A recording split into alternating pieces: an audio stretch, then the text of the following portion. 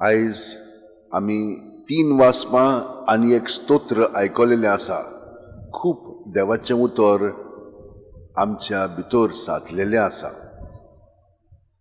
पूण आमी जमीन जशे भशेन बी पोतकरता ते भशेन देवाचें उतर आमी पोतकरलेलें आसा. आमी भितर दुसरेशीं आसलेल्या हांगसर उबी आहान खरी पूण मनांत आनीक वस्तू चलतात. ताका लागून आमी हांगसर हाजीर नासलेल्या जायत. पूण देवान आमकां अशें सांगलां, पयले सुवातेर देव आमचो खरेपणी मोग करता.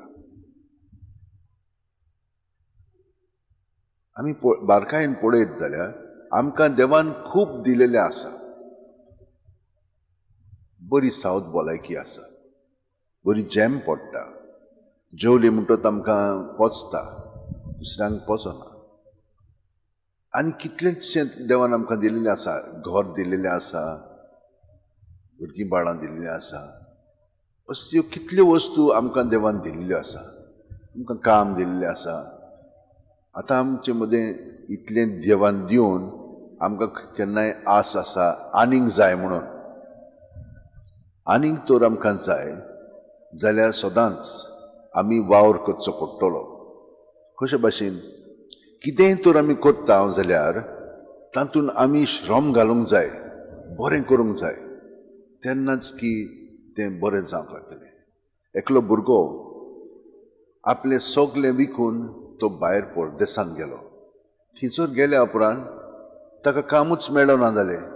तो वचोन पादवीकार अशी क्रिस्तांव आसलेलो म्हणून ताणें सांगलें, पादवीकार म्हाका काम दी, म्हाका काम मेळोंक ना, पूण म्हाका तूं पयशे दिनाकाय, हांव सगलें काम करतां तुजें. सगलें काम ताणें रोखडेंच शिकून काडलें आनी तो एकदम उत्तम तरेन सगलें काम करतालो. तितलेंच न्हय, रोखडोच ताणें सगल्या लोकांचो संबंद जोडलो. सगळ्या जाणांक बरे भाशेन खालतेकायेन तो तांकां येवकार दितालो इगर्जेंत येवपाक. पादवीकाराक एकदम बरें लागलें. शेवटी ताणें कितें सांगलें जाणां, पादवीकार हांव हें सगलें काम करतां, म्हाका परवानगी दी. थंयसर हांवें एक काम सोदलां, तें काम करतां, कित्याक म्हाका थोडो दूड जाय. पादवीकार म्हणूंक लागलो, हांव तुका दितां न्हय. ना म्हणूंक लागलो, तूं दिनाकाय, हांव थंयसर काम करतां. पळय, इतलो श्रम घेवन हांगसर सगलो वावर करतालो, ते ताच्या हातार आयलेलें आनी थंयसर तो काम करतालो पळय, ताका इतलें बरें लागलें, रोखडेंच ताका प्रमोशन दिलें. मागीर ताणें पादवेकाराक सांगलें, पादवेकार म्हाका थंयसर बरें काम मेळ्ळेलें आसा, हांव तुजें काम करतां, पूण सगलो कोत जावचें ना, थोडो कोत येवन करतां. पादवेकारान सांगलें, कर म्हूण लागलो तो. आनी थंयसर तो बरो व्हड जालो. हे परी मागीर ताणें पादवेकाराक सांगलें, पादवेकार म्हाका एक रेकमेंडेशन दी न्ही, म्हाका MBA करूंक जाय. म्हजी ही पदवी आसा, पूण आतां MBA करीत तर म्हाका बऱ्याक पडटलें. म्हणटच पादवेकारान दिली. तांची कॉलेज आसलेली, कॉलेजीन ताका प्रवेश मेळ्ळो. ताका फी उणी केली, कित्याक पादवीकार म्हणूंक लागलो, हांगसर इतलें काम केलेलें आसा बाबड्यान, ताका फी सोडात, हांव फारीक करतां ताची फी. हे भाशेन ताणें MBA केली. आनी येदो व्हड जालो तो, ताका रोखडेंच बरें काम मेळ्ळें. कित्याक श्रम घेवन सगळें काम करतालो, शिंतीदान करतालो, रोखडेंच शिकोवन काडटालो आनी उत्तम तरेन करतालो. भयणीन भावनो, ताणें पळयात कितलो तोकस घेतलो, शिस्त आसतली, हें तें करपाक, आनी मनान धरून सुडसुड्यान करतालो. व्हड जालो आनी तो आपल्या पासतूच न्हय, खूब जाणांक ताणें काम दिलें. ताणें फॅक्टरी स्टार्ट केली. हे भाशेन ताचें जिवीत जालें. आयज आमकां जेजू तेंच सांगता, आमकां तर स्वर्गीच्या राज्यान वचोंक जाय जाल्यार देवान आमकां सगलें दिलेलें आसा. पूण आमी दर दिसा शिस्तीन वागोंक जाय. सकाळीं ह्या वेळार उठ्ठले आमी, सांगे त्या वेळार न्हिदतले, हें अशें करतलें, एक शिस्त पत्र आमी करूंक जाय आनी त्या प्रमाणे आमचें जिवीत सारूंक जाय. मागीर पळयात कितली सुटसुडाय येतली. नाजाल्यार कितें जाता, आळसाय येता. आनी आळशी जाली की ना, स्वर्गीच्या राज्यान वचपाक कठीण जातलें. आमी दर दिसा उणी जायत वेतले. हांव देवाचें जिवीत आमचें सगळें वाडचें ना. देव आमचें सगळेंच आसा, ताका आमी एकवटून रावंक जाय. तर पयले वाचपान ताणें सांगलां की देव सगल्या मनशांक ह्या संवसारांत तितल्यांकूय ओडून घेतलो, पूण आमी तांचे पासत कशीं वावरूंक जाय? आमी जेजूच्या एकवटान जिवंक जाय, तेन्ना तांकांय फायदो मेवतलो हें ताणें सांगलां. ती आमकां पळयनात, ती आमकां दिसनात, पूण एक पाट नदर आमचेर मारीत जाल्यार तांकां रोखडेंच कळटलें वो हें बरे भशेन जियेता. कित्याक लागून जियेता? जेजूक लागून जियेतात आमी.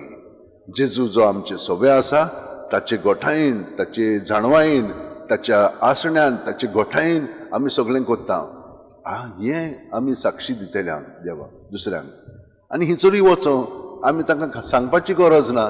जेजू सोबे आसत तर तांकां रोखडेंच तें कळटलें. आनी ही शिस्त आमकां दुसऱ्या वाचपान सांगलेली आसा. पळय कशे भशेन एक बापूय आपल्या भुरग्याक वयर काडटना ताका बरी देख दिता, बरी शिस्त दिता, आनी भुरगें आपल्यो वस्तूंकी बरें करूंक लागता. देवान गूण दिलेले आसात, पूण खूब पाटी आळसायेन ते आमी करिना, शिस्त आसना. माय पाय सांगता अशें करना, आमी करना, मागीर तांचेंच गोरठाण जाता. बरीं जातलीं आसलेलीं पूण जायना, अशें जाता आमचे मदें. तर ही कृपा मेळच्याक आमकां जेजून सांगलां दारवंटो रून त्या वेल्यान आमी वचोंक जाय. म्हणजे आमकां जाय पळय तशें न्हय, देवाक जाय पळय तशें. प्रत्येक दारवंटो म्हणजे कितें? जेजू. हांवें तुमकां सांगलां कितले पाटी हांवें सदांच सांगता, तुमी म्हणटले बोकर हेंच सांगता फादर आमकां. वय, कित्याक हें म्हत्वाचें. आमी आजून तें आयकोंक ना पूर्णपणे, पूण जेन्ना तुमी आयकतल्यात तुमकां ताचो फायदो मेळटलो. जेजून आमकां सांगलां म्हजे सोबे रिगून रावात आनी हांव तुमचे सोबे रिगून रावतां. वो दारवंटो रून प्रत्येक सुस्कार घेता तेन्ना आमी जेजून भरोन येता. कुडींत मनांत वतम्या दारवंटो नाकांच्यो पुडयो आमच्यो. जेजू सोबे आमी सगळें दवरया, जेजूच्या नांवान तें भायर काडया. हाचो कितें फायदो मेळटलो तें अणभवूंक जाय तुमी. बेश्टें वयले वयर करपाचें न्हय. हे भाशेन खरेपणी केलें की ना मागीर भितर हा तितलें भायर सोदतलें आनी जेजूचें बरेंपण आमचें सगळें भरोन येतलें. आमचें गिन्यान, आमचीं चिंतनां बदलोंक लागतलीं, ताका आमी आजीर जातले. हांव जेजू आमकां हे भाशेन पवित्र आत्म्याचे उद्देशी सगळें स्पश्ट करता. आमचीं चिंतनां आतां बदलूंक लागलेलीं आसा. तें बदललेलें जिवीत आतां आचरणांत हाडूंक, आमच्या जिवितान घडून हाडूंक आमी आतां श्रम घेवंक जाय, डिसिप्लीन आसूंक जाय. पूण ती कृपा तोच आमकां दिता. आमचे वस्तूकी आमी सगळें करूंक लागतलें. तो आमकां दाखयता हे भशेन जावंक जाय म्हणून. शिस्त पाळच्याक आमी आतां श्रम घेवंक जाय, म्हणजे जबरदस्तीन तें करूंक जाय. पूण कशें? भायल्या भायर न्हय, मोगान करूंक जाय. कित्याक मोगान जेन्ना आमी कोत्ता तेन्ना आमी कितलोय त्याग करपाक तयार आसता. कितलें दूख आसलें आमी भियेना, कित्याक तें करूंकूच जाय. त्या भुरग्यान पळय कशे भशेन इतलो वावर केलो, कांयच पयसो घेतलो ना, ताका जेवण खाण जागो मेळ्ळो. ताणें मागीर पळयलें हिंचर वचोंक जाय पळय तें, थिंचर वचोन ताणें आनीक हे भशेन काम केलें, ताका रोखडोच वयर काडलो. कित्याक तो बरे भशेन काम करतालो म्हणून, शिंतीदान सगळें घालून. आनी हे भाशेन देव आमकां सगळें बरेंपण फाव करतलो. आमी फकत ताका सहकार करया आनी पळयात कितली प्रगती जातली. आमचो लोक पळया हांगसर गोंयांत तितली वावरिना, भायर गेली इतलो वावरतात, रोखडीच वयर सरतात. वय कित्याक? शिंतीदान त्या दारवंट्यान चड व्हडलो न्हय, नॅरो, आनी तातूंतल्यान ती चलोन वतात, सगळो वावर करतात. हे भाशेन आमी करया भयणीनो आनी भावनो. देवान आमकां ही गोठाय दिल्ली आसा, भियेनाकात. आनी जेजू हे भाशेन आमकां सगळें दाखयतलो.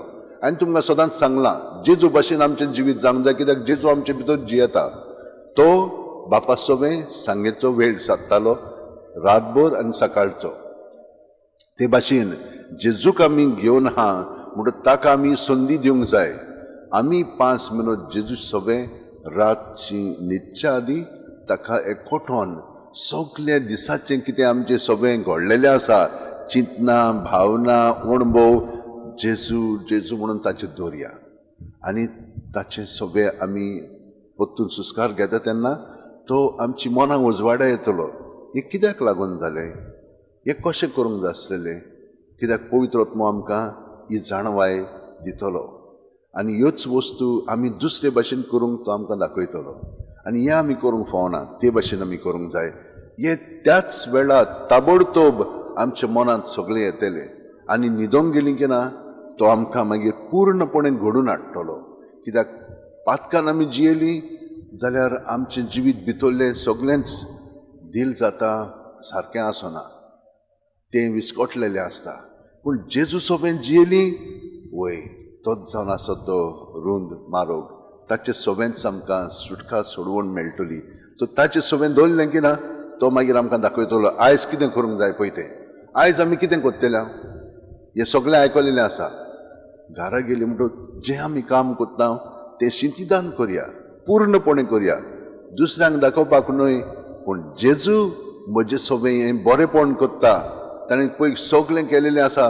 तो म्हजें सोबें करूंक आवडटा ताका आमी पूर्णपणे सहकार करया कितेंय जावं तें एक ग्लास पर्यंत दुसऱ्यांक दिवपाचो एक बरें कितें म्हणपाचें तें जेजू सोबें आमी हे परीम करया आनी पळयात कितलें बरेंपण जातलें सकाळीं उठलीं की ना ताका एकवटून रावशात तर पूर्ण दिसभर आमकां कसलीच भिरांत ना आमी शिस्तींत आमचें जिवीत सादतलें आनी सगळो वावर आमी बरे भाशेन करतलें ही कृपा आमकां देवान दिलेली आसा फकत आमी ते श्रम घेवया आनी ताचे सगळें आमचो वावर करुया सगळें जाणां आत अशें उंटेन दवरात पाट स्ट्रेट दवरया दोळे बंद करून प्रत्येक सुस्काराक आमी आजीर जावया जेजून आमकां कितें सांगलां हांव जिवीत वाट आनी सोत कोणूच बापाशी वचना बगोर म्हजे वरवीं प्रत्येक सुस्कारांत आमी जेजूच्या एकवटान रावलीं की तो आमकां बापाचो अणभव दितलो आनी ह्या संवसारांत खरी आमी